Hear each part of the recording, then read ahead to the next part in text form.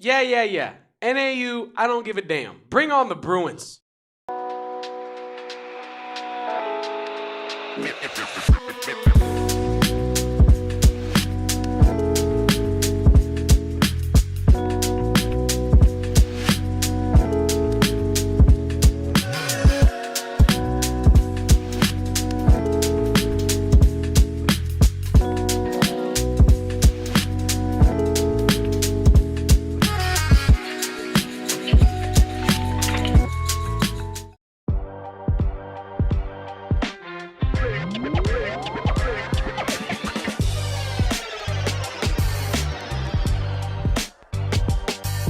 Welcome on into the AZ Wildcats podcast, coming to you live from Studio K, presented by our friends over at Circle K. I am, of course, your host, Damon Fairall. That's my co-host, Mr. Kevin Thomas.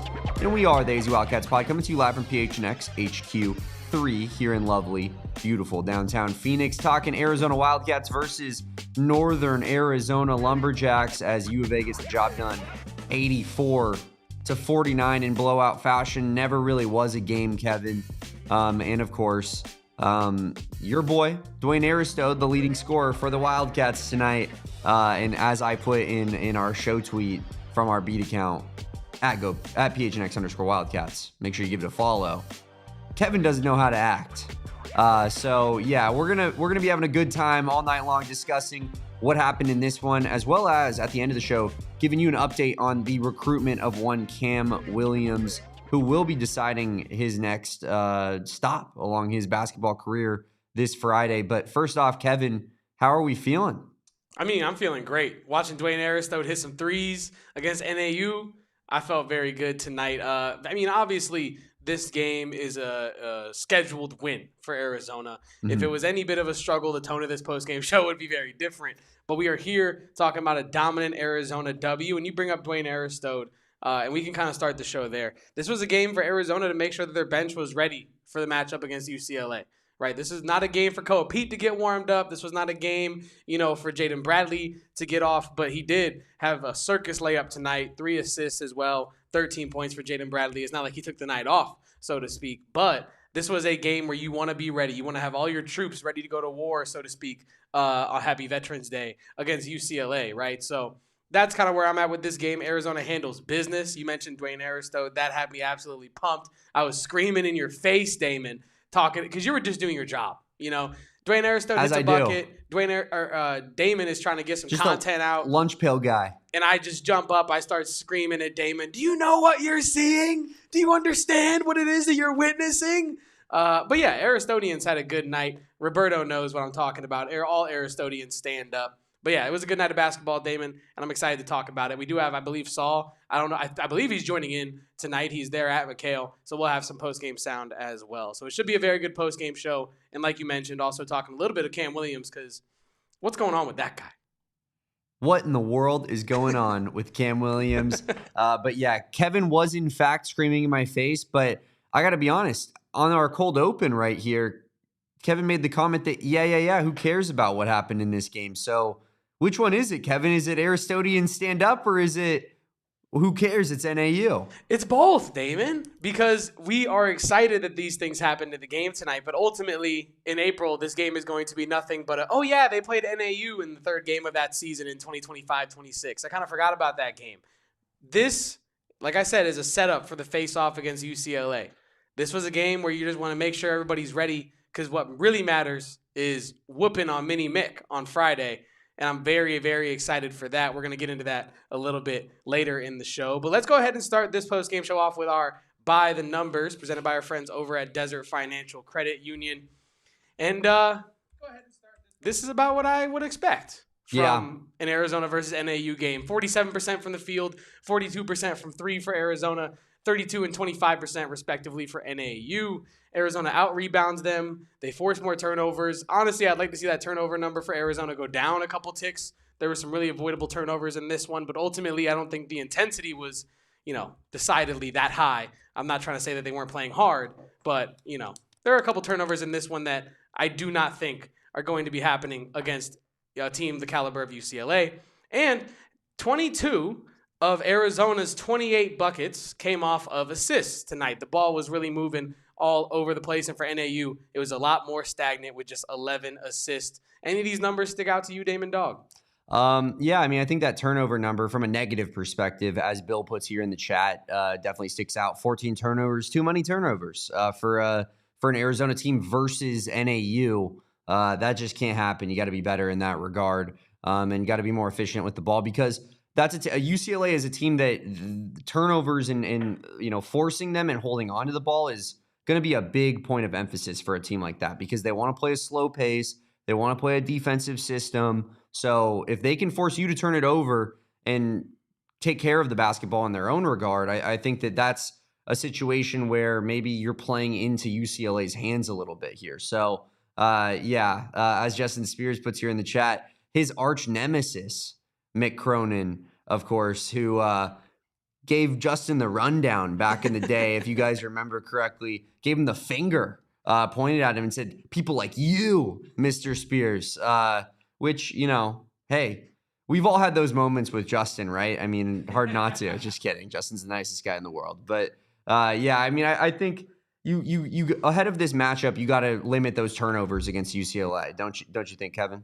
Yeah, no, you definitely have to limit those turnovers against UCLA. It does feel like Arizona will be able to do that. I don't think that should be the biggest problem for them. I think there were a couple turnovers in this game, specifically thinking about those two ADO passes that were just straight to a defender. That's not happening against UCLA. I don't think he's taking those chances against a team like UCLA. I think he's playing a lot more within his role. So I'm not too worried about the turnovers tonight, even though they do stick out to me. And when you look at the box score as a negative for us there. And Damon, you kind of talked about Justin Spears making too many movie references and just kind of frustrating you out there. I feel like a lot of people have been looking at Arizona not shooting threes and been frustrated with that so far this year, even though they've been dominant in the paint. Tonight was a different story. I believe in the first two games before this one, what did they shoot? Like 9 threes total.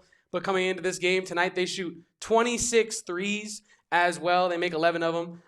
That gives you your 42%. Shout out to Jackie Robinson there. But it feels like, I feel correct still. I feel like my take that I've told Damon, I've told you, I've told anybody with ears and eyes that wants to listen to me about it. Arizona's going to, overall this season, shoot less threes at a higher clip. And I think tonight they shoot a lot more threes because you're playing against a team like NAU. And obviously, NAU, you can kind of pick your poison about how you want to pick them apart. I mean, all due respect to, DJ KBK in Arizona in the chat, but there's different levels to the basketball squads that were taken off tonight. And Arizona kind of handled business in that sense. We did have a question from the basketball and football guy in the chat that wanted to know how many of those turnovers came in the second half. The question was, curious how many turnovers were in the second half, as it felt they kind of stopped trying as much in the second half. And your suspicion would be correct. 10 of those 14 turnovers came in the second half of this game. So kind of like what I was saying in the by the numbers. I'm not saying that they weren't playing hard, but not playing their hardest tonight. And I think in the second half, like what the basketball and football guy indicated with his eye test, the numbers do bore that out as well. So yeah. And one of those, Kevin, was like a somewhat loud one, because on the broadcast they mentioned Brayden Burries in at point guard, and immediately NAU gets a steal and in a transition layup. Brayden Burries only had one of those 10 turnovers in the second half, so it's not like he was, the entire crux of the problem. He was one of many. Evan Nelson got some minutes for the first time. He threw a pass that Tua Tagovailoa would be proud of in terms of how it was picked off and taken back. So yeah, I mean, and that wasn't a good showing from Evan Nelson, because in a game like this, you want to be able to trust that guy and to be able to run your offense. And I mean, obviously you don't expect him to be in the game when the game is really like up in the air, right? But you want Evan Nelson to show something in a game versus a Big Sky opponent. And, a couple turnovers in one half isn't so great from that perspective. Jaden Bradley had 2 turnovers in the second half, which happened, pretty early because he sat the late part of that half. Like, you're right. I think that the laziness in the second half for sure was probably a big part of the reason for these turnovers. But at the same time, I think that you in order to be a team that is truly one of the elite teams in college basketball, I think you have to approach it in a way as if every possession is in a vacuum, right? Like well, I'm not looking at the scoreboard and seeing that we're up 35 points. Like for me, it's about making the next play and then the next play and then the next play. And you see a guy like Dwayne Aristode go out there and treat it like it's the biggest game of the year, right? And rightfully so, because he's getting the most opportunity to get shots up. So he should treat it for those reps. And I think in a game like today, like you don't want to see those turnovers happen. They are fixable, yes. Do they happen if this is against a team that's maybe a little bit better? Maybe not. But, I still don't find that to be necessarily like an acceptable answer, if you will. No, yeah, I'm with you. I agree. I think that is more the explanation than, as of like an excuse, right? I think that's just kind of simply what we saw on the court tonight. I think that, honestly, this is kind of what a lot of teams fall into the trap of. Like the look-ahead game is kind of what they call it, as you would know well as a fellow gambler, right? Like you're kind of looking at some games like, oh, Arizona favored by like 33 or whatever and a half before this game. I wonder if I should take them or not because they might be looking ahead to UCLA, right? And I would hate to be on this postgame show talking about a player that went too hard, and then we're talking about a postgame show, a player that's tired on Friday after that game. I don't think that's necessarily the case. But I think it's just a natural human thing. You're up a gajillion points. You're going to be up a gajillion points no matter what happens for the most part in this game. And any moment you could just turn that on. I think that's naturally human. It's not what we want to be the case, but it is what happened tonight. And you still walk out 84-49 as well. Sorry to cut you off. But there's scales to it, though, don't you think? Like for Jaden Bradley, for example, it's like, sure, don't tire yourself out, my guy. Put your feet up, not that big of a deal. But when Brayden Burries, who is being tasked with being a combo guard on this team, is being given reps to be that point guard for a couple possessions, I want to see him take it seriously. Not to say that he didn't, but that's an example of somebody that I want to see take those reps that he's given and run with them a little bit more so. So I think that there are levels to that, to the, how the easeability for lack of a word that actually exists, in terms of how we should care about players maybe taking a couple possessions off. Well, to your point, like you and I are watching this game, and we're watching Brayden Burries out there on the perimeter, and we're not really necessarily like complaining, but we are looking like, be more aggressive. You got NAU on you. Go at them.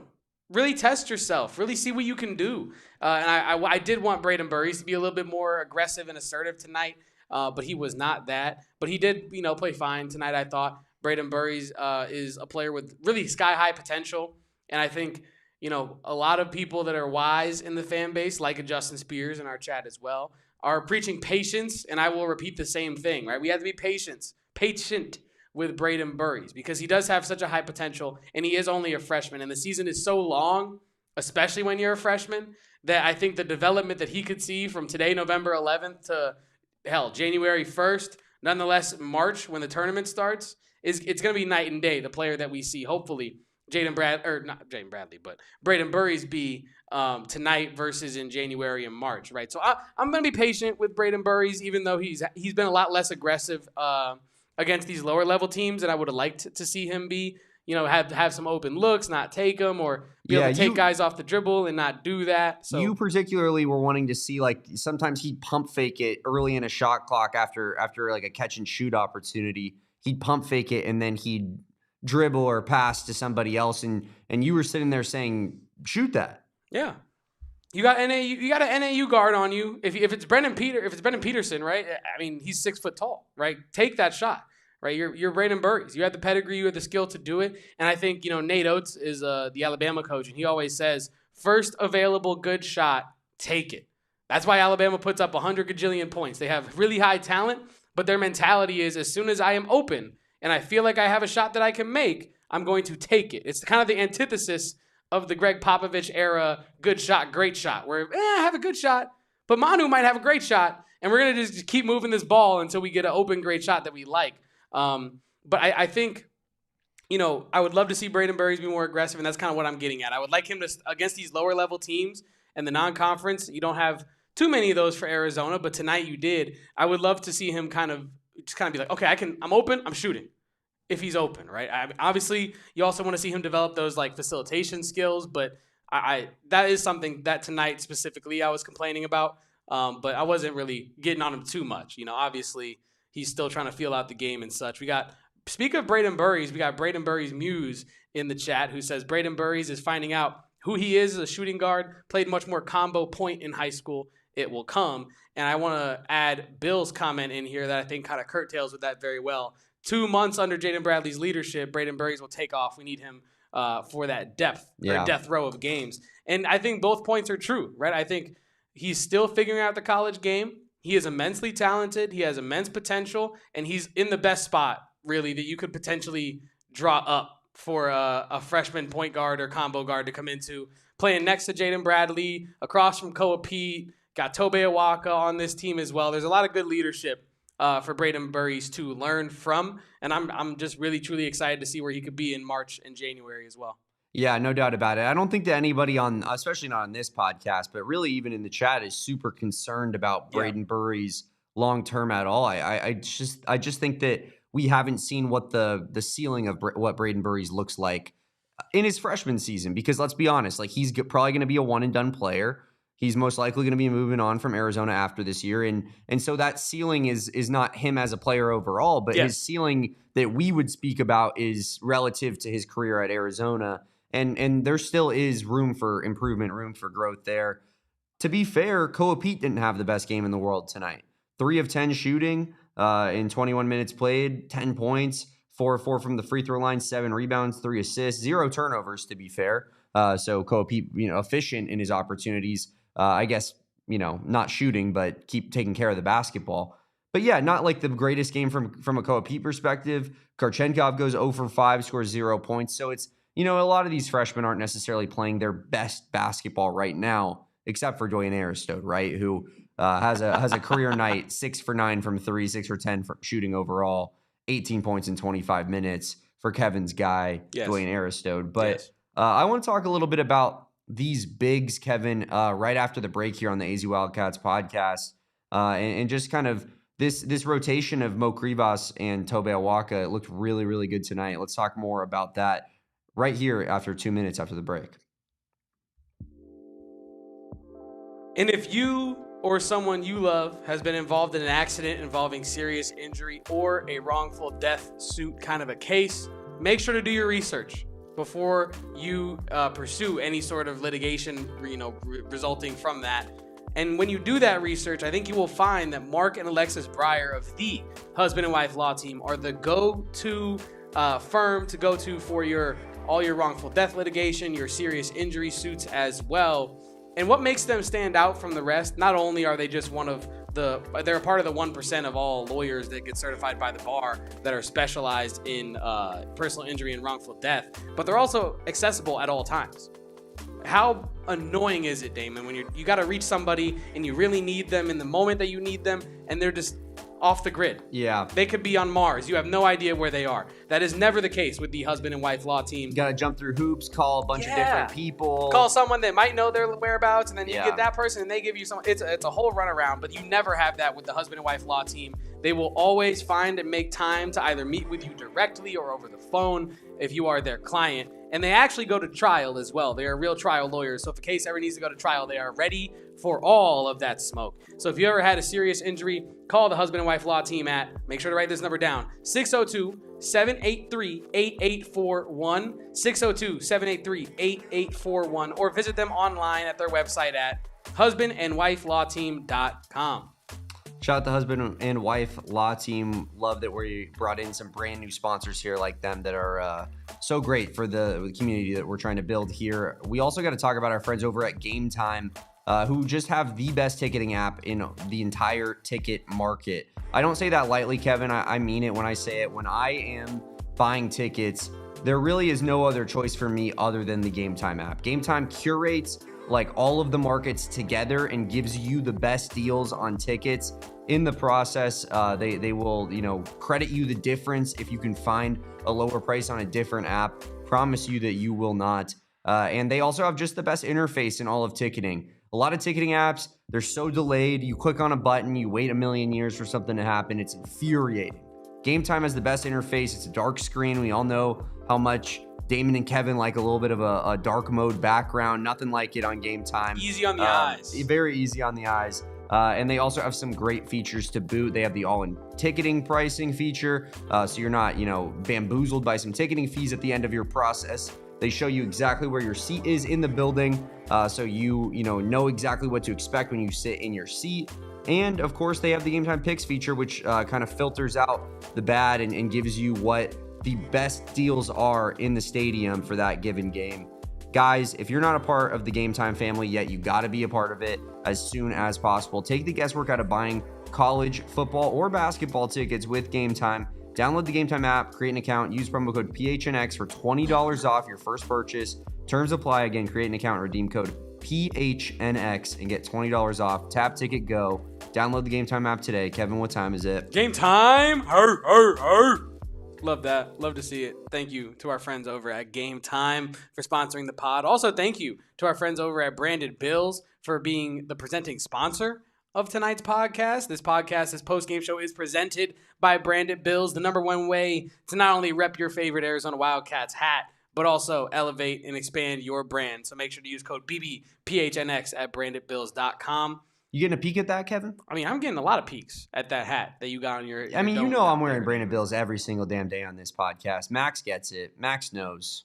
But what Max, what was the live line today on Damon to be wearing a Branded Bills on today's podcast? We'd love to know in the chat. But yeah, shout out our friends over at Branded Bills as well for presenting this podcast. Kevin, I did want to talk about these big men. I wanted to talk about what we saw from the guys that, I think, one of them in particular, Mo Krivas, has become kind of the guy that Arizona fans have put the magnifying glass on, right? Like he is, for better or for worse, for right or for wrong, the guy that I think people are clocked in on every possession. What is he doing? Oh, he missed that shot. Oh, he could have got that rebound. And I think it's because he has such a high potential. There has been something missing there in large part. But now it seems like with Henry Vasar out the door and just kind of the kind of public persona of that, how that's come across, that Mo Krivas has had this magnifying glass on him. And tonight he played really, really well. There have been times where he hasn't played well against these mismatches.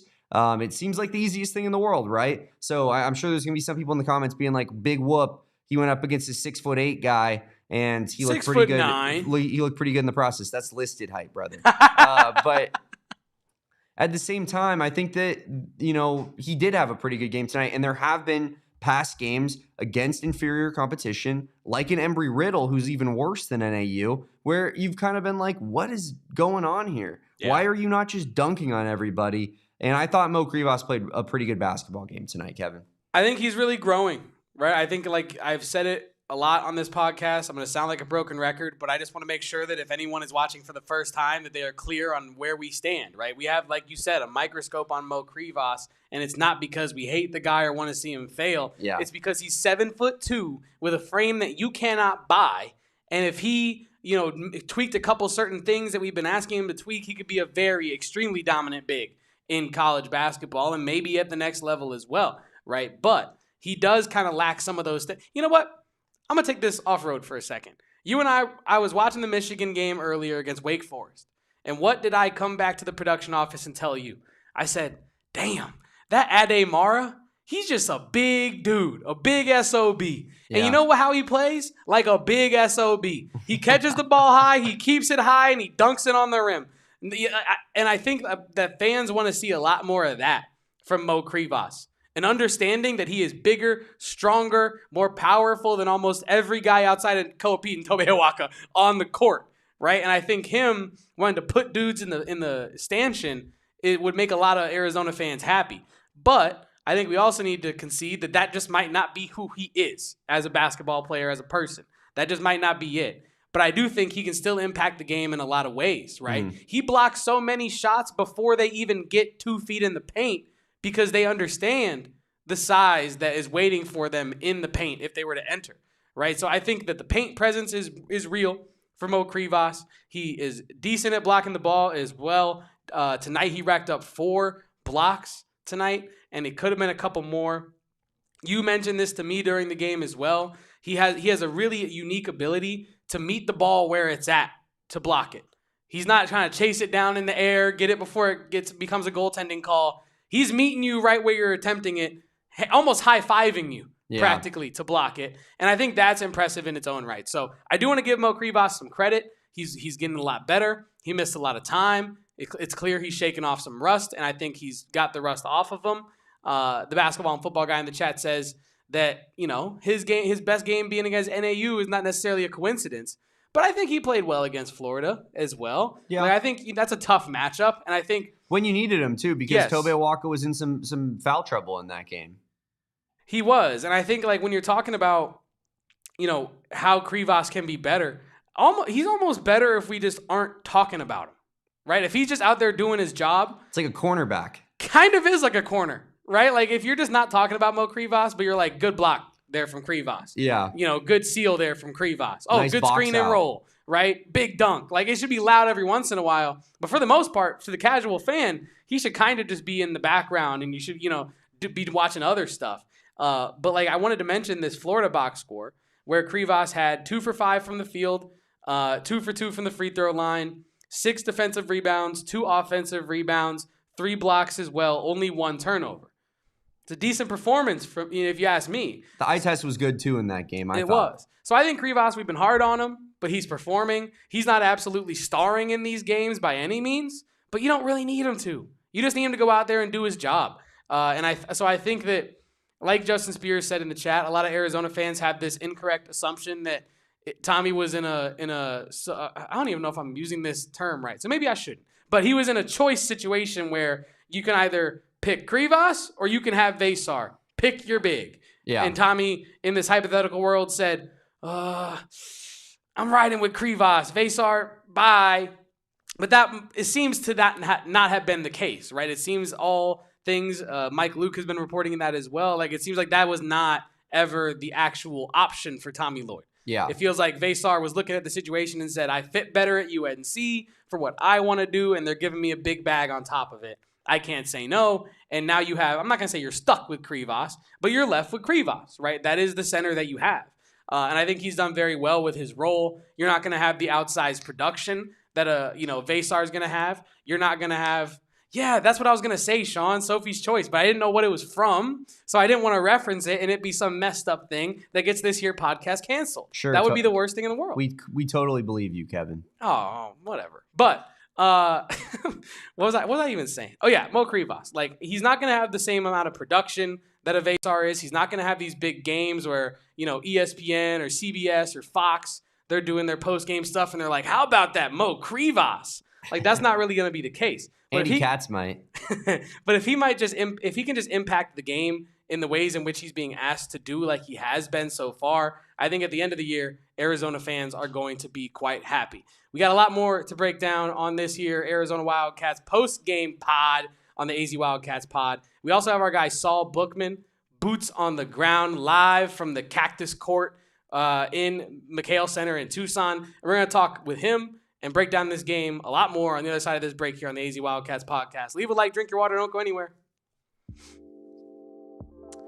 Unless you are taking a trip to our friends, our beloved, dare I say, family, over at Rally House. Because Rally House is the number one go-to to rep your favorite team, right? And obviously, they have branded bills. If we're talking about hats, you can rep branded bills at our friends over at Rally House. But Damon, the best part about Rally House is their immense selection. 39 pages of Arizona Wildcats merchandise. It does not stop there. The variety is unbelievable. We got everything from coasters to jerseys to jerseys. My dog has a St. Louis Blues dog collar that I got in the St. Louis Rally House. Rally House is truly your go-to spot if you're looking to load up on your favorite team memorabilia. Find your local Rally House location and shop their entire product assortment online at www.rallyhouse.com today.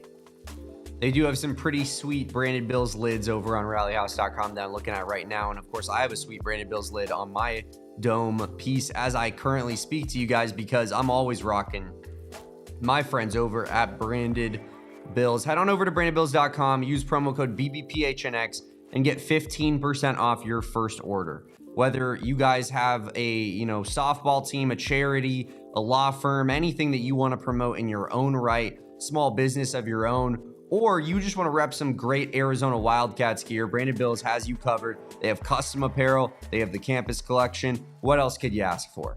That's literally all you nothing. Need. You can do whatever you want from the custom side of things, and you can also just, supplement that with some Arizona Wildcats stuff on the side. There are only great Wildcats hats up there on BrandonBills.com.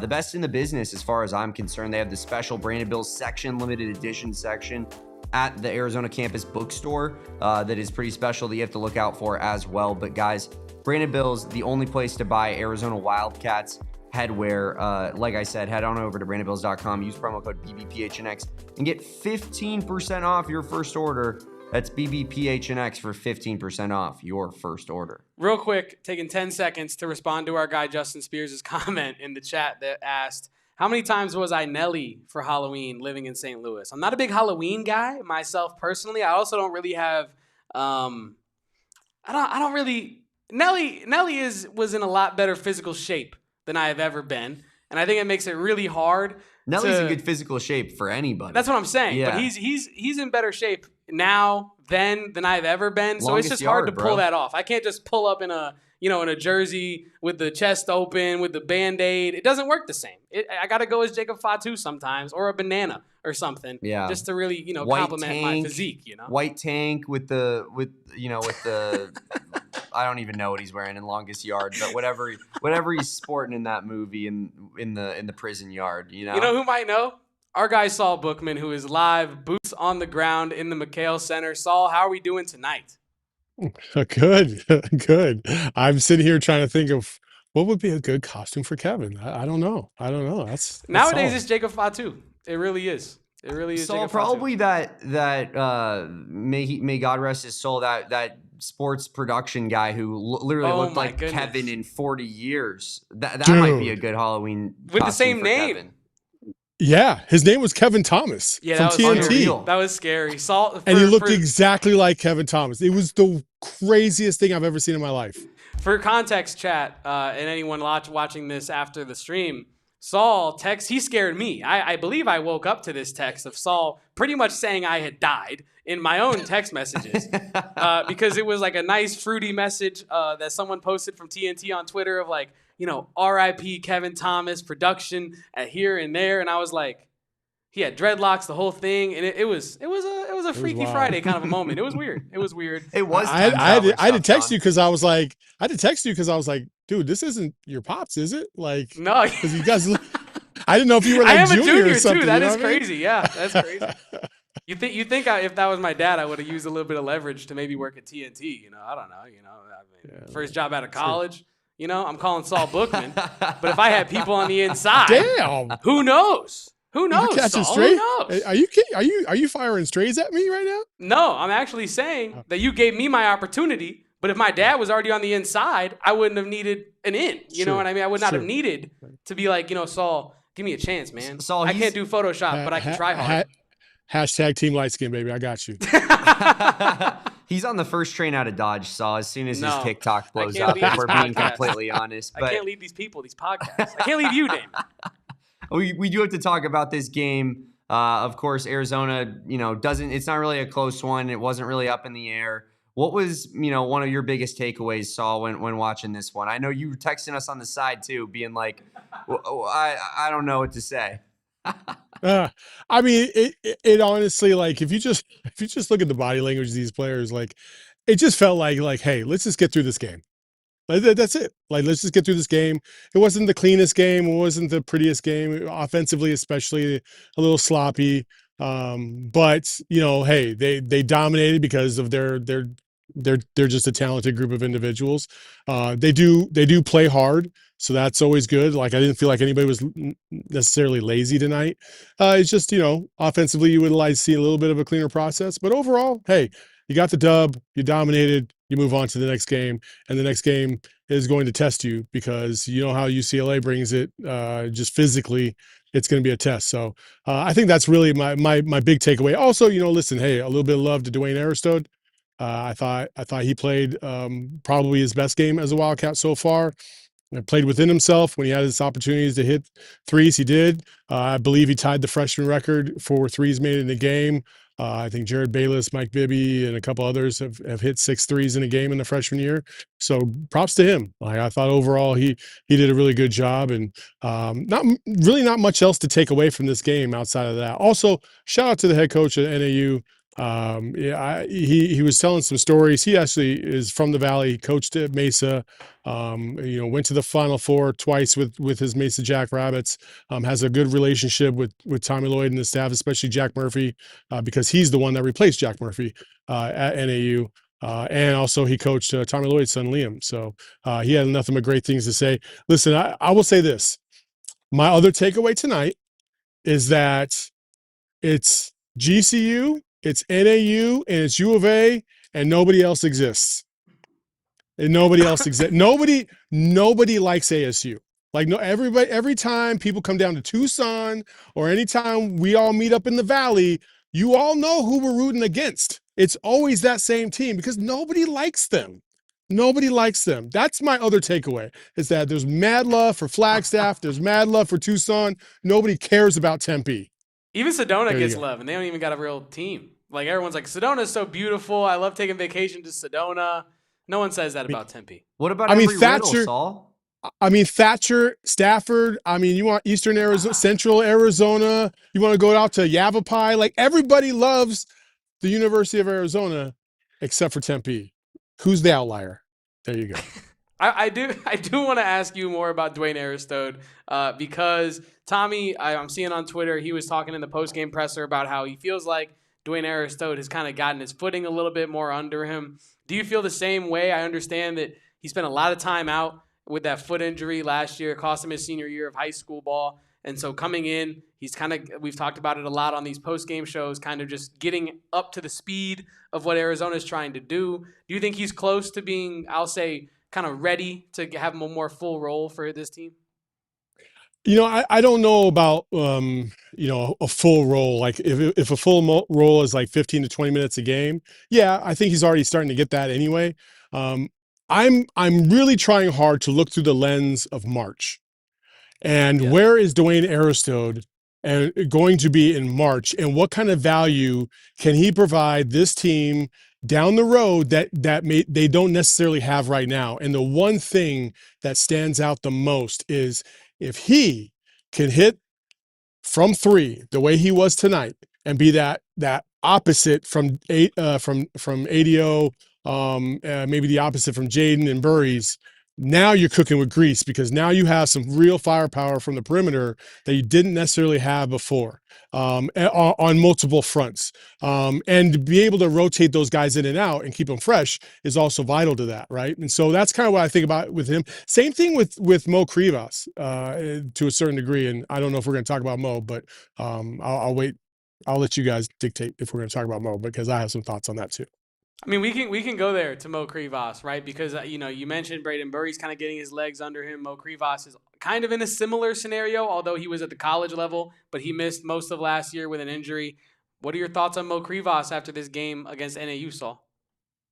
Yeah, I still have frustrating points, but I did start to see a little glimpse, and I was kind of hoping, Corey, Kev, you, me, and Corey were in a chat tonight, and Corey said they need to feed Mo. They need to build him up.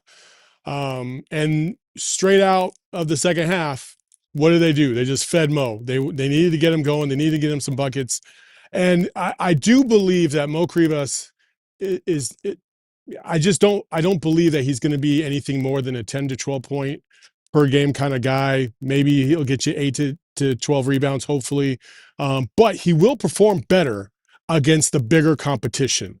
And we just saw them play Embry-Riddle, Utah Tech, and NAU tonight, and he wasn't like a world beater. You would think he should dominate because he's so big, and it didn't happen. But when he played against Florida, against that tall front line, he played strong. He played smart. He didn't do anything that was egregious. He didn't kill you. He did his job that night, and he did it in a very high level. So I do think that there's some credence to playing against higher level competition, more physical and stronger competition that kind of matches your height and your style, as opposed to playing these, for lack of a better word and no disrespect intended, these little tweeners And listen, anybody that knows ball, that has played ball at the high school, college, or props to you if you play at the professional level in any way. Every time you play against a team that you just know you should dog walk, it sometimes is more difficult to play in those games, because if it doesn't come super easy and you're not getting like clean layups and you're not executing, it can be a little rough to try and work yourself through that, because it's so herky jerky. And I think that's what we saw tonight. It wasn't a very fluid game. There wasn't a lot of consistency and not a lot of offensive flow. And I think that same thing could be said for Krivas. Yeah, I mean, Damon, get ready to drink, because it's kind of like they say it in MMA a lot, right? In the sense that sometimes when you're fighting like a lower level fighter, they do weird stuff, like stuff that a super high level fighter wouldn't do. Like you might expect them to do one thing, and all of a sudden they're throwing something that you're like, why? No one does that. Why are you doing that? And we talked about it earlier on this post game pod about how the 10 turnovers in the second half are, yes, mistakes that need to be cleaned up, but also kind of just human error, right? Just kind of being a little lackadaisical against a team in which you're like, we could turn the ball over 50 times and still be able to turn it on and then beat NAU. I'm glad that you brought that up as well. Another thing I wanted to, as 10 Toes Down MMA says, did someone say mixed martial arts? Always in the wings, always waiting. Always. My guy. He's like the Kermit the Frog meme, where he's like in the dark Kermit hood just waiting in the parking lot. 100%. But we do have an update in regards to Bryce James's red shirt, Saul. I know you and I were kind of on red shirt watch this week, because you're running out of opportunities, right, for Bryce to really kind of, I feel like, make a decisive decision, in my opinion. Because if you're not going to play him against teams like NAU, are you going to play him against Texas Tech? Like, that's not really like, you're not going to, you know what I mean? Like, so where do you think the staff is at with the red shirt of Bryce James? Do you think that is imminent, or are we going to be waiting a little bit longer? Bro, you already know the answer. I mean, listen, Tommy could sit out here all day, every day, and sit there and be like, well, we haven't made a decision yet. Like, what is it going to take? Okay. Are we waiting for a possible like scenario where, somebody unfortunately gets injured or something? Because even in that scenario, I don't know if Bryce James steps in immediately. Like, I just don't see that. So like, I'm going to say it. He's going to redshirt this year. That's just it. Like, we can, listen, we could tiptoe around the tulips or whatever. You want to sugarcoat things. You want to go play with the rainbows. But like, listen, Tommy, I'm not rainbow bright. Tell me like it is, man. And it is, he's going to redshirt this year. That's just what it is. I'm not a unicorn. You don't see rainbows coming out of my butt, man. Come on, man. Just tell me like it is, man. Well put. Yeah, I mean, well put. Poetic. Saul Bookman. Poetic. Yeah, I mean, I think it does seem pretty clear after tonight what the long-term plan, maybe not long-term, but what the short-term plan in this year, 2025, 2026, is for Bryce James and for Mabil Mawut as well, who also hasn't appeared, and it just seems like it makes sense at this point for them to probably be shelved for the season and see what they can bring next year to the table, but. My apologies to the Rainbow Bright fans out there. I did confuse y'all with My Little Pony, so my apologies. My fault. I'm not gonna lie, I had no idea what you were talking about when you said that. It just sounded funny, so I laughed. But guess what? You're gonna go to YouTube now and you're gonna look it up. You're gonna be like, oh my gosh, they played this back in the day. This is crazy. Well, Saul, what else do you got for us down there in Tucson? I know you said you didn't have too much to take away from tonight's game. Listen, man. I don't have much, man. I kind of felt like these dudes in the second half where they were just kind of going through the motions. Let's just get this. Let's just wrap it up and get out of here. I felt like I was about to fall asleep in the media. Like there was no energy in the building in the second half. Like everybody, even the students were like, It's Tuesday. We had classes all day. Like, man, like I'm trying to wrap it up, man. Give me the Friday. Give me the LA. I will be out there, boots on the ground, as Kevin likes to say. A shout out to all the veterans out there. Happy Veterans Day. And I'm excited to see this matchup. I'm excited to go to Disney. I'm excited to hang out in Cali this whole weekend. So let's do it, baby. Sounds electric, man. Let's talk a little bit about it, UCLA. Let's transition into that game because I do think that, these last two games in particular have almost felt like, what can we learn about ourselves before Friday's matchup with UCLA? What can Dwayne Aristode start hitting some shots, maybe he can start getting into more of a rhythm going into, the biggest game of the season thus far. Saul, how do you feel about this matchup on Friday? UCLA, I believe, is undefeated right now. They've looked pretty solid in the process. Donovan Dent sat out their last game in preparation for this big matchup against Arizona. How are we feeling right now? If scale of 1 to 10. I'm going to say like a 7, 8. I don't really know yet. Listen, in the exhibition, Arizona didn't look clean as hell, and then they got against Florida, and we were like, oh, this team is legit. You know what I mean? And then we play Utah Tech and NAU, and you kind of get the same thing as the exhibition, where like they execute, they dominate, but it's nothing like there's no like high flying acrobatics going on. There's no sizzle plays. It's just like, hey, just matter of fact, let's get the job done. Let's move on to the next one. So I expect them to come out and play very well in California against a really, listen, it doesn't matter who is on that squad. If it's coached by Mick Cronin, you know that they're going to be dogs. You know that they're going to be physical. You know they're going to get yelled at all game long by their head coach. Like these are the things that are common with UCLA basketball. So you're in for a rock fight. That's just what it is playing UCLA.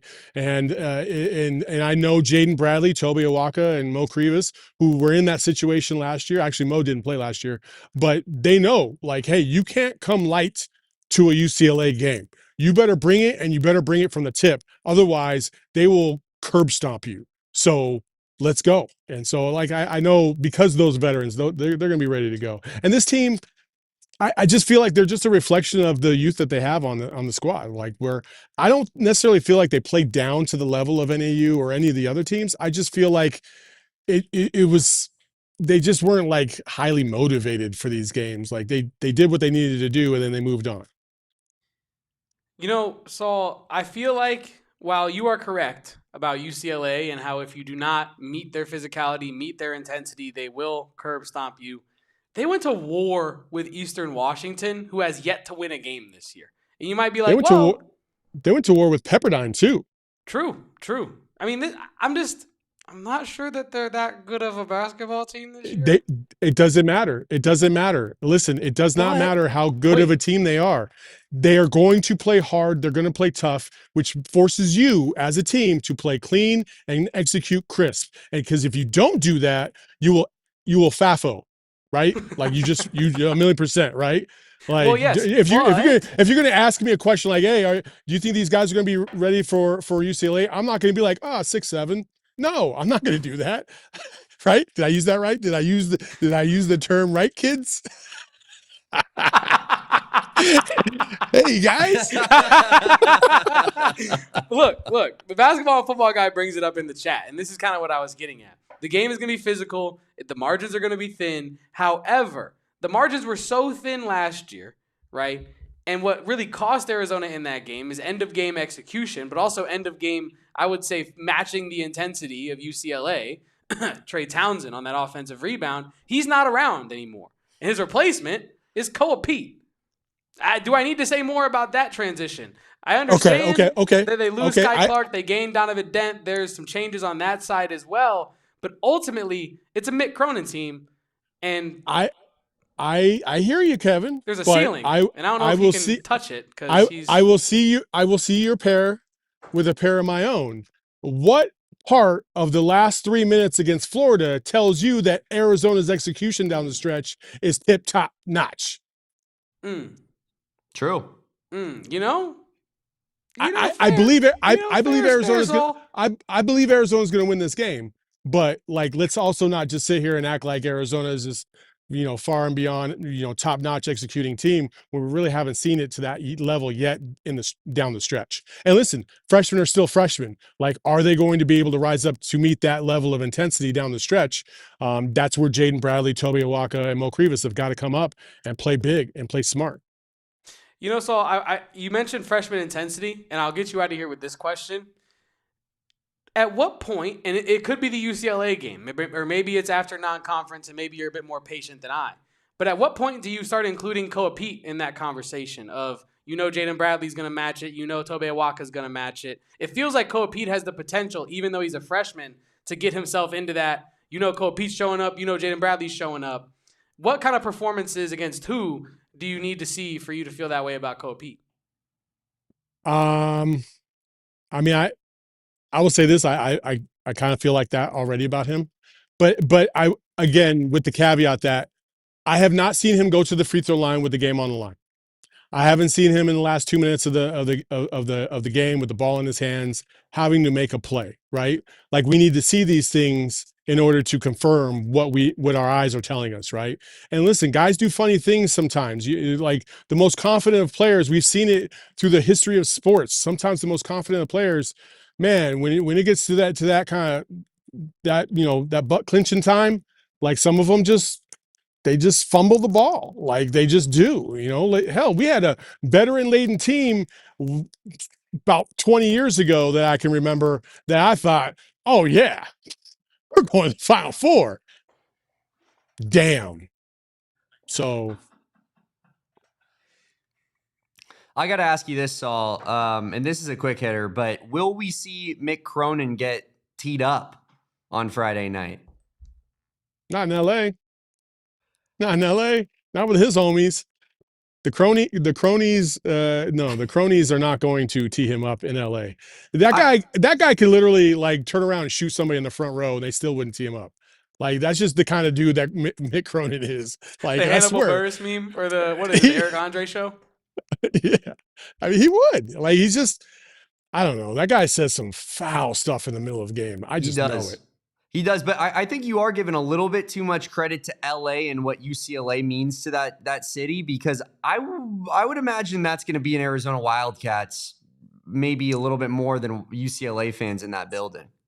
I mean, according to Tommy Lloyd, right before the end of the presser, he said that there's too many tickets still available, and he really hopes that Wildcat Nation will show up, because he said, and I quote, "It's not Vegas and it's not Phoenix. We don't know what kind of crowd we can anticipate, but I know that there's a lot of tickets to be bought. So get online and buy your tickets, SoCal fans, and come cheer out your Wildcats." So that's a call to all Southern California Wildcats to get out there and support their team. Saul Bookman, do you have anything else for us before we get you out of here tonight? Nah, just like as always, when I'm on the road, you can find me in the teacups, baby. Come see me. Saul's going to get his trip to Disneyland. Saul, we appreciate you, of course, and happy Veterans Day to you, sir, and all the veterans out there as well. Thank you for your service to this country. And, of course, follow Saul Bookman at Saul_Bookman on all social media. Thanks, my guy, and we'll talk to you again on Friday. Thanks, guys. We'll see you.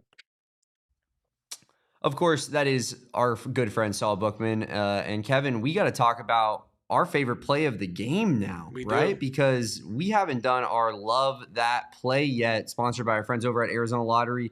It's time for Love That Play, brought to you by our friends at Arizona Lottery. Play and gift today. I'll let you start, Kevin, and I'll pass you the rock. But I have a good feeling what your answer is going to be. What was your Love the Play of the game? See, I think it was the Sven Jotmo pass. Wow. To the Dwayne Aristode bucket. Yeah. Does it get any better than that? No. Sven Jotmo, maybe the most underrated player in America if Jaden Bradley didn't exist, passing to my guy, Dwayne Aristode. But yeah, I think that's probably my play for personal reasons more so than anything. Damon, what you got? Man, I think I'm going to have to go with the Jaden Bradley circus layup. I just think that the and one layup, the flex on the ground, like all of that, that's that guy. He's just unbelievable. He hits a couple 3-pointers tonight as well, which you love to see. They asked Matt Muehlbach what on the broadcast, what does, Jaden Bradley need to show from an NBA perspective, to make you feel comfortable about his prospects at the next level. And it's definitely that perimeter shooting aspect. Everyone knows that. We saw a couple, outside shots from him tonight. I just love watching Jaden Bradley play basketball. So that's going to be my play of the game there. What about that? Can we get some love? Sorry to cut you off. Can we get some love for that Tobe Awaka to Koa Peat lob? The Awaka to Mr. Arizona play? The high-low? Big to big? Meat to meat? I love it. I love it all. How about that pass from Motiejus Krivas? Oh, yeah. Down low, where he cut at the top of the key, threw it down low to Koa Peat for an easy bucket. I love that pass as well. I love to see Motiejus Krivas getting involved in the offense from a passing perspective, showing a little bit of playmaking chops, right? Because if you have a guy that's that tall, like that's an asset if he can pass. Totally. You've seen a guy like Zach Edey, and that's maybe the most extreme example, but like he's sitting at the top of the key just throwing the basketball around to different players on Purdue. Imagine a world where Motiejus Krivas is hitting Koa Peat off of, off ball screens on cuts down low. It sounds unstoppable. So I'm all about it. Seemed like Saul was a little bit lower on Krivas' performance than me and you were, Kevin, tonight, but he still was encouraged by some things that he saw. We haven't talked at all about Tobe Awaka in this game, who was frankly really, really good. And I think deserves the shout out. 4 for 5 shooting, 10 points, 9 rebounds. It just feels like every time he goes up against inferior competition, like that dude shows up, right? Like it's almost we've said this before, and Saul reiterated this point. Like it feels like Krivas plays better against teams that can match him in like size a little bit more so. Like the teams that can kind of put another 7-footer up against him. It's a level of comfortability on the basketball court. Whereas Tobe Awaka like looks at dudes on NAU and is like, that's lunch. Like, I'm about to eat that dude alive. Yeah, and to your point, Damon, it's not just against low-level competition. Tobe Awaka also plays well against high-level competition. But to your point...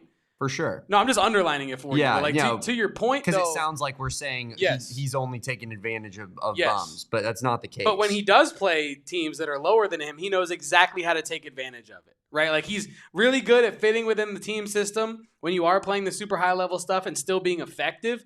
But like you're trying to say here, when he plays lower level teams, Damon, it's lunch. It's barbecue chicken, Damon Fairall. It's barbecue chicken. It is. He knows exactly when he has a mismatch, and he knows exactly when to leverage it and be a little bit selfish. And I love that about Tobe Awaka.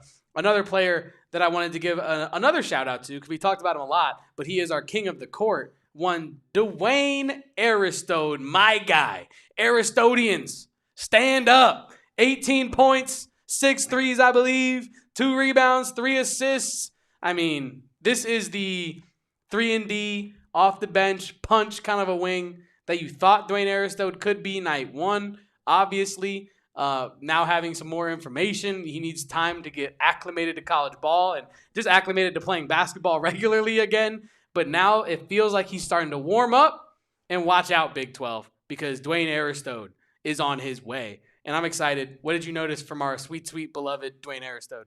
It just looked natural. The threes looked natural. They were, especially once he started hitting towards the end of the game, like you just felt the confidence growing with each shot attempt. And it felt like, the form looked really good to me, Kevin. Like it was those type of threes where it's hitting back iron and just popping straight down, which is like, means you're just on the money. And also is just visually maybe one of the best things in all of sports. But I think Dwayne Aristode proved that, what he brings to this team this season is that spot up shooting.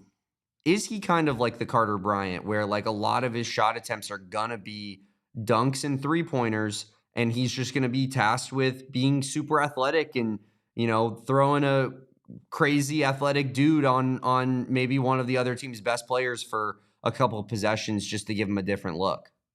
And then when he becomes a successful 3-and-D guard or 3-and-D wing in the league, everyone's going to be like, what was he thinking? Yeah. You had that guy on the roster and you didn't start him? Ah!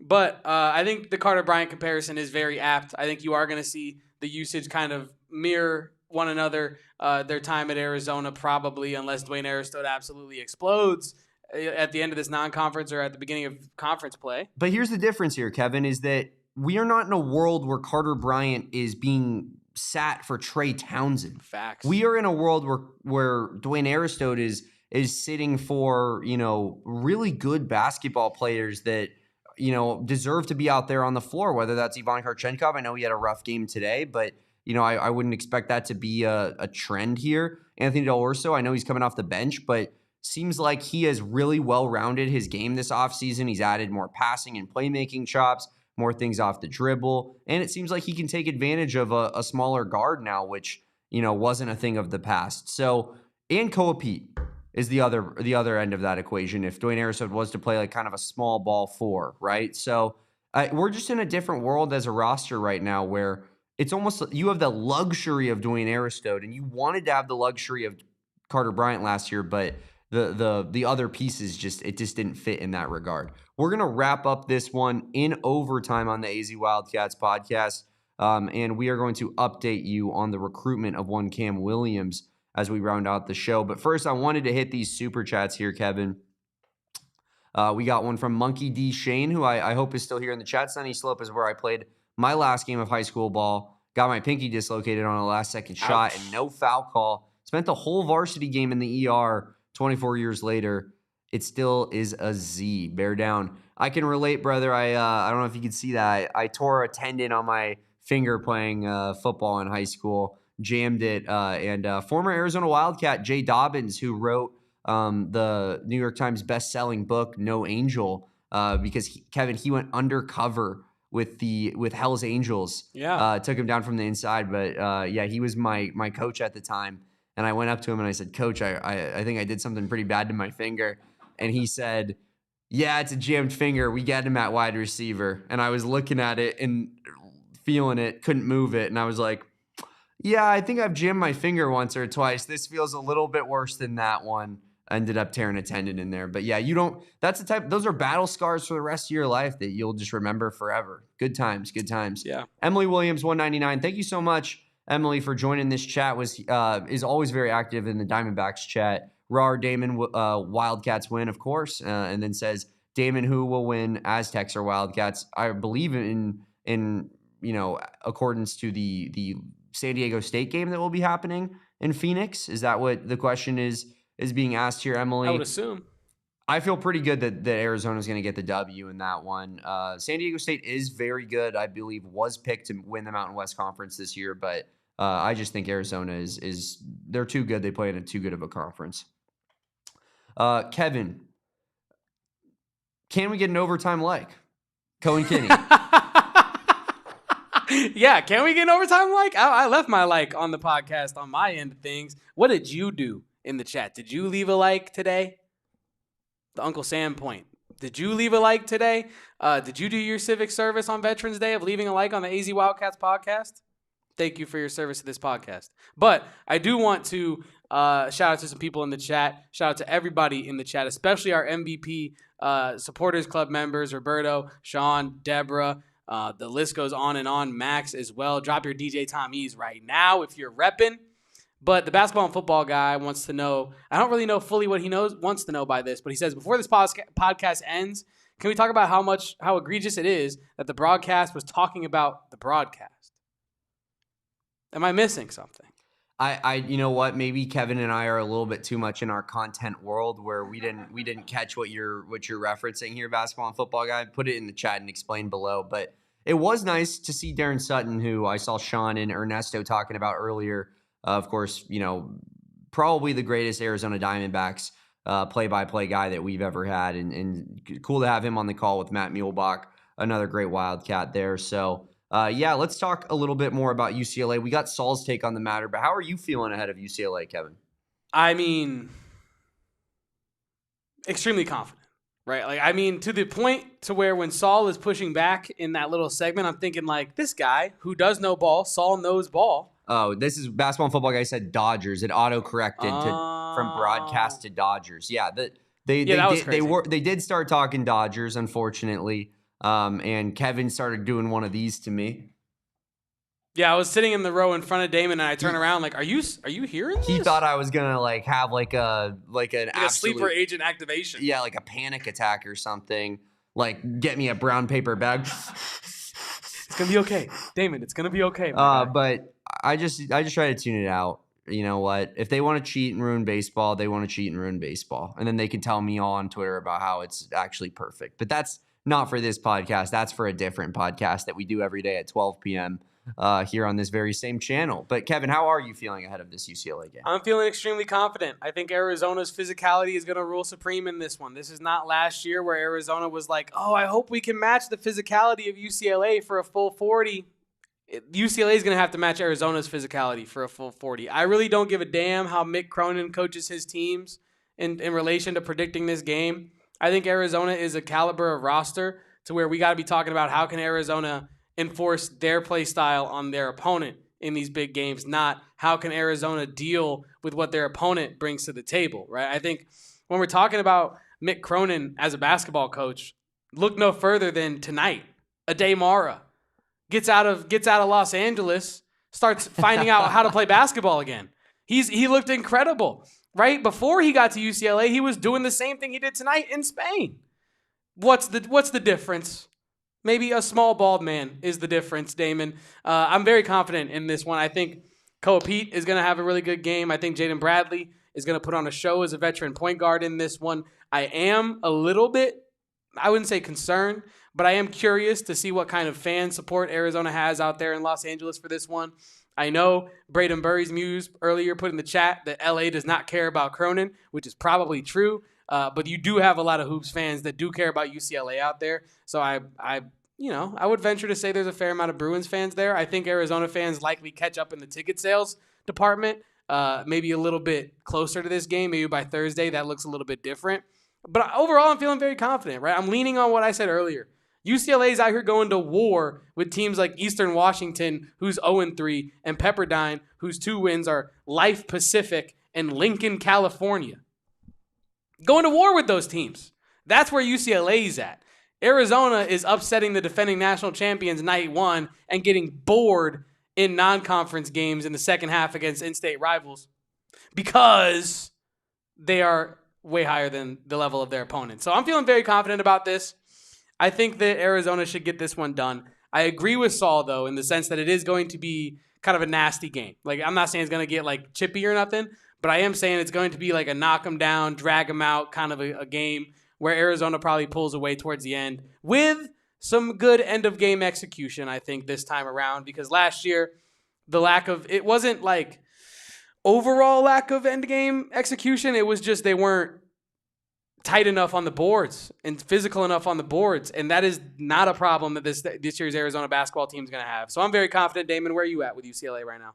Yeah, I mean, I think that Arizona is clearly the better and more talented team. In regards to the fans, I mean, there are people, I guess, that quote-unquote care about UCLA basketball in Los Angeles, but, Kevin, they can hardly sell out Poly Pavilion. That's their own home arena. That's fair. You're telling me you're going to put it on a neutral site and they're somehow going to get even more people to care about that one? Even if Arizona doesn't, travel for Arizona standard, to which I'm still going to, you know what? Like, as much as our football fan base and we've kind of come after them on this podcast, and it's, upset a few people probably, but I think most people are in agreement with it. Like, this basketball fan base is insane. It is. And I'm still holding out hope here that we're going to see some Arizona domination in LA on Friday night. But in regards to the game itself, I do think that the turnover aspect after the turnovers today, what does that look like against a Mick Cronin team that is really going to try to force the issue in that regard, especially against freshmen, right? Like, I would imagine that they have particularly ways in which they plan on attacking Brayden Burries in particular, the way that he's going to have the ball in his hands. They know Jaden Bradley. They know how good of a player he is. They're probably going to try to, find ways to catch Brayden Burries a little bit off guard in this one. Similar to kind of how Florida probably tried to do it as well, and how Florida put him in foul trouble by switching on to him and getting fast guards, going right after him in attack. I would expect more of the same from UCLA in that regard. Probably trying to, get Koa Peat in a similar situation with turnovers and fouls. But I am not too worried about this one. I do think Arizona gets the W. But if it does become a late game situation, my panic button will be fully out on the table because I have zero trust factor with this team. I know you said that it's different for you from last year to this year, but I thought that there was some late game execution stuff that I didn't like from last year's team either. It felt like a lot of Caleb Love and Inshallah, Kevin. Like, it was literally like, we don't have any plays or anything that we plan on actually going with. We just hope that Caleb Love's insane shot creation at the end of the game is what helps us carry us to victory, right? And I want to see more plan from Tommy Lloyd. I want to see ways in which we're utilizing off ball screens to get people open, ways that we're breaking the press rather than just back and forth between the two guys, lobbing it over top of one another for one person to just swoop in and if they read it correctly, get a free steal. Like, show me a little bit more concerted end of game planning for if this game is close, and that will go a long way in terms of making me feel better about this entire season. Cook, as L Boom in the chat says, let Damon cook as our lights turn on. Damon, dog. Shall I get that? Shall I go get that for us? Yeah, I believe they are tidying up the offense. See, I've done this on the D-back show, but on the D-back show, I'm not also on air while I'm grabbing the lights. They flickered. The light, it's burning my eyes. Shout out everybody for being here in the chat. We appreciate you guys. Shout out Champy. Friday prediction: we slap UCLA and get Cameron $2. And I think that that's the perfect transition here, Kevin, into our final topic of the day. Cameron Williams, who earlier in the week, we were hearing a little bit of smoke that Duke was the favorite. Kevin, now you're hearing maybe that's flipping a little bit back more to 50-50? I don't know. I mean, right now, I feel like what I'm hearing is that a kid is being a kid, and he's being offered two incredible scenarios, and it feels like he's leaning towards one being Duke, but he can't quite let go of the other option that just might be damn better in Arizona. So we will see where the Cameron Holmes recruitment ends up by Friday at 12:45 p.m. Mountain Standard Time. I believe on CBS is where he'll be making his announcement. So excited CBS for Sports. it. CBS Sports. More excited for it today than I was yesterday. Yesterday it felt like complete, don't even worry about it if you're an Arizona fan. He's going to Duke. Might as well print the jersey now. And today, it feels a whole lot more like Arizona's made a little bit of progress. It still feels like Duke, but Arizona is in the chase right now. No word on Texas. I don't have any ins there, but yeah. It feels like Arizona has a chance. I'm telling you there's a chance, is what I'm trying to tell you. It feels like, when things drag out, it typically is because of some sort of hometown aspect is at play. And in this one, I'm not speaking from a place of knowledge or where Cameron Williams' head is at, but you see a guy like Cam Holmes, in-state recruit who you've known for a long time, commit to the University of Arizona. Saul says it on the thing, like everybody, I think I can say everybody fucks with U of A. No one fucks with ASU. From a GCU, NAU, Embry-Riddle, all the schools inside of Arizona perspective. I think that, this is kind of a situation where, you represent this state, right? And Cameron Williams, looking at Cam Holmes, like maybe that's something that is, something that you desire, something desirable to do that, to represent in that way. We're going to find out, but I won't lie. Like it definitely was feeling like a lot of like, damn, Duke. Yeah. And then now it's like, it's already a closed case. That's crazy. Hold on. Now wait a damn second. Yeah, I love that. I'm all in. I'm all in. I'm all in as well. And I will add this: if you are the type of person that's interested in, are they following Arizona? Like, if I know some people in the recruiting, realm of Twitter love to check and see which teams players are following, which current players potential recruits are following. I'll say this, per people in my replies, I can't confirm nor deny this. It appears, Damon, that yesterday Cameron Williams only followed Duke on Instagram. Yeah. Today he follows both Duke and Arizona. I don't know. Like, again, I have not fact checked that. Kobe said it as I'm getting the words out of my mouth in the chat. He gave us a follow last night. He was not following Arizona before, only Duke. He did post Cameron Holmes' commitment graphic, but they are friends, so it's likely he would have posted it even if he went to Dayton or something else. But you never know. You never know. So there are some tea leaves to read if you're a tea leaf reading type of person. But right now I would say Duke's the leader in the house and Arizona has a chance. Yeah, for sure. That follow aspect, we all know how much Instagram follows mean everything. And I do mean everything. Especially when you're like an 18-year-old that, cares about your perception on social media, that it means everything. Yeah, absolutely. Absolutely. Shout out Kobe as well, who was on the AZ12 podcast tonight and heading on over here, hang out with us right after he gets done. Appreciate you, my man. That's real. That is real. That is real. Absolutely. But anything else before we get out of here, Kevin? I am excited for this Cameron Williams recruitment. It does have a chance to be a similar type of day to the Koa Peat day, right? Where Arizona, gets the commitment of Koa Peat and then goes on to win a tournament game later that day. Did we not, or did we play Duke that day? I think we played Duke that day. So it ended up eliminating us. This could maybe potentially be above that. Cameron Williams is a higher ranked recruit than Koa Peat, and Arizona has a chance to take down their rival in the process rather than losing to another rival. Wow. I mean, look. Crazy. As basketball and football guys said in the chat, Duke beat us in March, so now it's time for Arizona to get their get-back victory against Duke in the recruiting side of things. I will wrap up, I guess, the Cameron Williams conversation because we won't have a live show until Thursday, correct, Damon? Because we're off tomorrow. We have a 2 p.m. live show Thursday. We have hopefully an emergency breaking podcast on Friday after he commits to Arizona.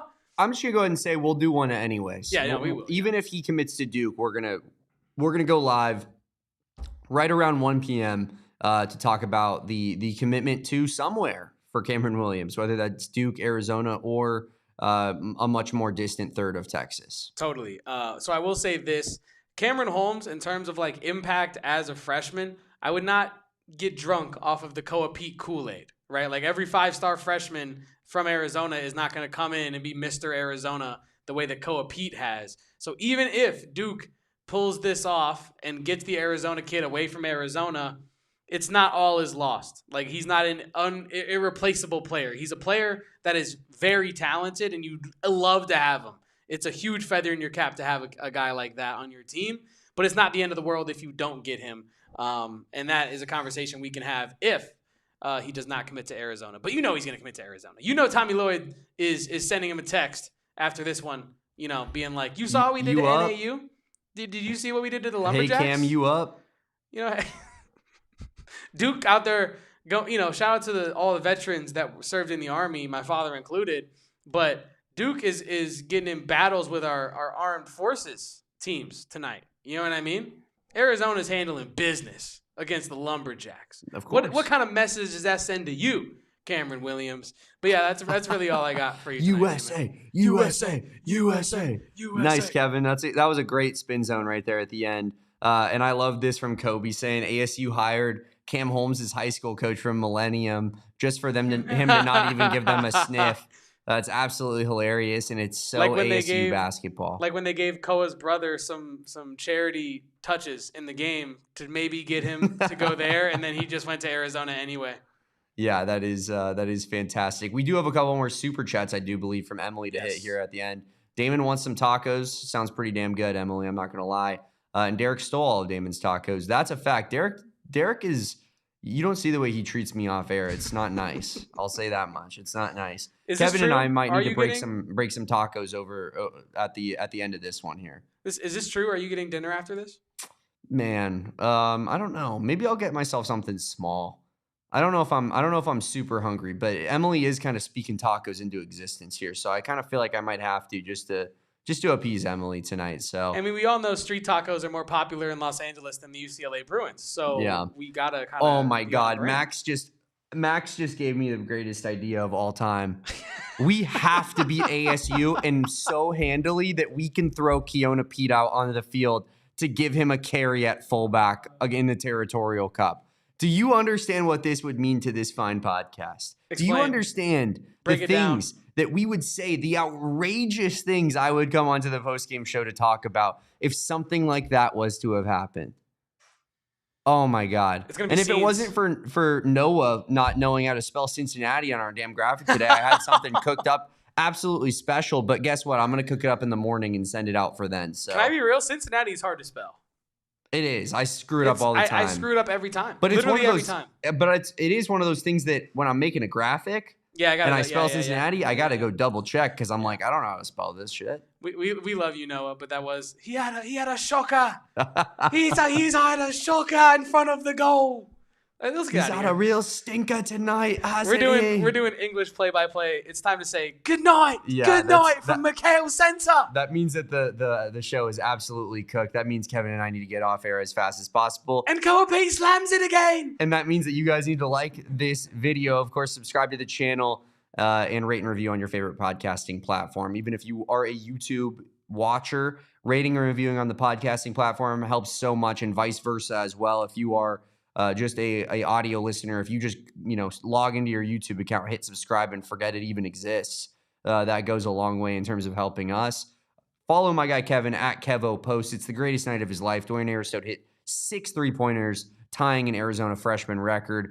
I am at Damon Dog. That's DAWG. The greatest night of my life happens when Mick Cronin gets ejected on Friday night after Cam Williams commits earlier that day. And, of course, we'll be back on a Thursday, the AZ Wildcats pod at 2 p.m. So make sure that you guys are there for that one. Appreciate everybody for watching. It's going to be a Thursday 2 p.m. show, and then it's going to be a jam-packed Friday where we're potentially giving you 4 shows all day long. An emergency pod for the Cam Williams commitment, a pregame show for UCLA, a watch-along for UCLA, and a postgame show for UCLA because we can't get enough of it. They told us to stop, and we said, actually, we want to do more. That's just what we do over here. It's the AZ Wildcats pod. I'm Damon. He's Kevin. Have a good night. Appreciate everybody, and peace out. Bear down. And go Cats. Bring on Mini Mick. We all silly like the mayor.